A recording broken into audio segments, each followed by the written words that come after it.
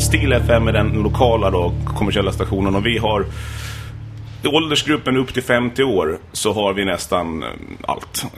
70-80% de senaste undersökningarna. Men Ålands Radio har liksom, man kan säga, från pensionärer uppåt. Men sen har de också då en väldigt bra nyhetsredaktion, så många lyssnar lite på nyheterna också. Så det gör att folk lyssnar på dem också. Men överlag så är det Stil FM som ålänningar lyssnar på just med musiken. Och vi blandar väldigt mycket musik som gör att man kan ha station på 8 timmar, 10 timmar om dagen. Man behöver liksom inte gå till andra stationer och man tröttnar inte på musiken. De hitlåtarna spelar vi inte kanske max 3 gånger om dagen. De som är absolut mest hit nu då, så att de kommer var 4:e timme ungefär max. Och jämfört med svenska kommersiella stationer så kommer de ju en gång i timmen nästan.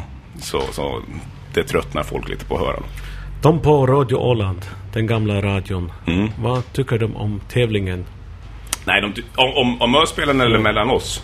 Mellan... Ja, nej, de tycker inte alls om mig.